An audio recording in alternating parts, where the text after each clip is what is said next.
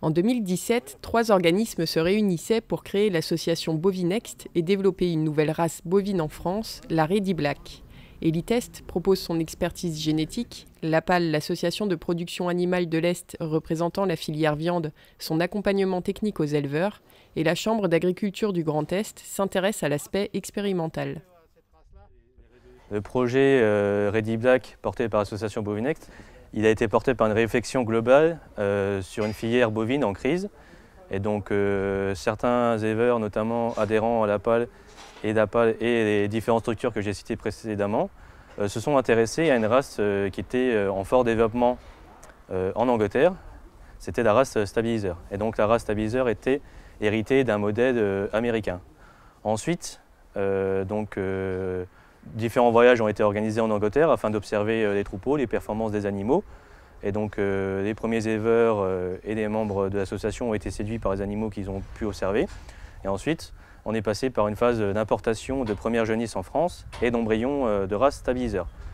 Et donc depuis, différents troupeaux se sont constitués en France.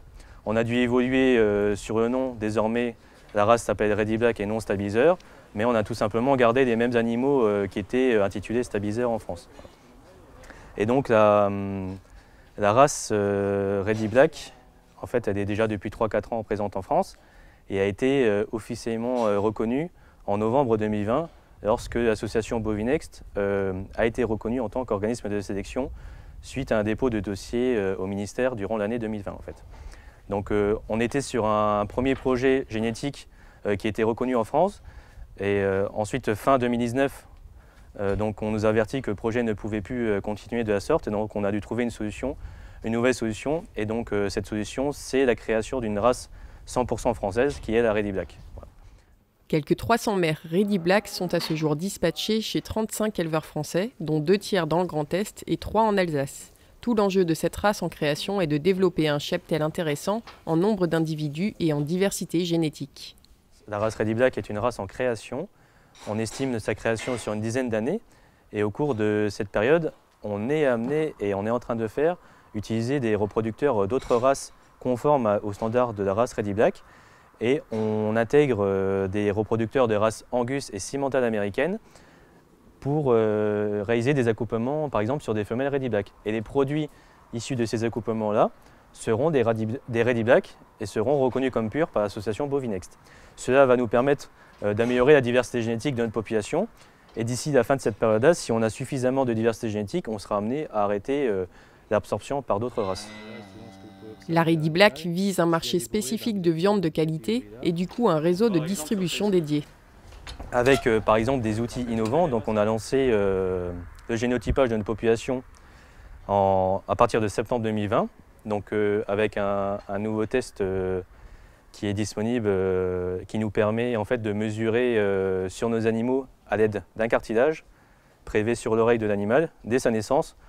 On obtient un statut sur sa tendreté qu'il aura à l'abattage, sur son persillé, et également sur l'efficacité alimentaire. Donc vraiment, c'est des choses qui sont innovantes et qu'on est quasi les seuls à pratiquer actuellement en France.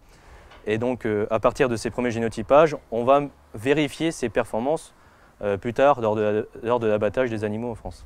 Pour la valorisation bouchère de nos animaux, ce qui est envisagé, c'est l'adhésion à l'APAL, l'association de production animale du Grand Est, qui est en cours de contractualisation avec différents bouchers traditionnels dans le Grand Est et partout en France. Donc pour l'instant, ce n'est pas un effectif important, mais ça va le devenir durant les prochaines années. Voilà. Et pourquoi pas demain, la restauration hors domicile. Le pourquoi de la Ready Black, en fait, c'était de répondre à la demande de l'aval des consommateurs, avoir des morceaux de viande plus petits. On tend plus vers un consommateur qui est flexitarien, qui mangera moins de viande, mais de la viande de meilleure qualité. Donc c'est pour ça qu'avec la race Ready Black, on a choisi d'élever des animaux avec une bonne qualité de viande, un poids carcasse inférieur, mais des animaux qui seront finis plus rapidement. Donc l'éleveur s'y retrouve, le consommateur s'y retrouve, et donc on espère améliorer le revenu de chacun en créant des contrats tripartis entre l'éleveur, le boucher et la filière viande. René Hatt, éleveur à Vickersheim, s'est lancé il y a 3 ans dans l'aventure Ready Black via la pose d'embryons. Aujourd'hui, il dispose de 3 génisses, de 2 mâles à l'engraissement et de 9 veaux. il faut qu'on voit par la suite. Bon, ce qui est clair, c'est du sans-corne, ça c'est clair, ça c'est un avantage. Il n'y a pas besoin d'écorner, de se casser la tête pour ça. Après, c'est des animaux qui vêlent facilement. Pour l'instant, je confirme, elles sont toutes nées toutes seules. On avait posé quelques embryons sur des cimétales, là-bas ça ne posait pas de problème non plus, sur la charolaise non plus. Bon, c'était que sur des génisses aussi, il faut le dire. Après, que les veaux soient un peu plus vigoureux au départ, sûrement. Maintenant, ce n'est pas si flagrant que ça. Un veau qui naît sans difficulté, il est vigoureux. Peu importe sa couleur, je dirais. Et après ça, on verra. Maintenant, c'est une race plus précoce. Mais comme j'ai dit, une charolaise, il faut attendre longtemps que la viande soit bonne, mature pour la consommation. Une Ready Black, sûrement qui est plus précoce, on pourrait peut-être tourner plus vite. Et puis mais ça fait des carcasses aussi plus légères, qui est peut-être un avantage si on écoute aujourd'hui nos distributeurs de viande qui disent que les grosses carcasses, ça fait des morceaux trop grands, trop difficiles à commercialiser. Alors si demain, on a des carcasses plus petites, précoces, voilà, tant mieux. Et puis j'y crois qu'elles valorisent bien l'herbe. On le voit quand elles rentrent des parcs, elles ne perdent pas de poids. Elles rentrent des parcs, elles ont juste eu de l'herbe simple et elles rentrent en état. Il n'y a pas d'ajout de concentré, il n'y a rien. Nicolas Klein compte une dizaine de Ready Black et 40 charolaises. Lui, c'est l'aspect docilité de la race qui l'a intéressé. Il est d'ores et déjà convaincu et envisage de basculer l'intégralité de son troupeau en Ready Black dans les 5 ans qui viennent. La première va partir d'ici 1 mois, j'aurai la facture, ce sera vite calculé. Mais pour moi, si on a le prix qu'on nous donne, c'est clair et net, on ira à fond la gamelle. On ne peut pas avoir autant d'embryons qu'on le souhaiterait et ni de différentes génétiques, donc pas de même famille. Donc nous, pour pouvoir continuer et accélérer le processus, on est parti sur du croisé, et avec nos propres charolaises. Et ce qui nous a permis d'essayer du vélage de 2 ans sur du charolais, ce qui a très bien marché, vu qu'on est sur des plus petits veaux.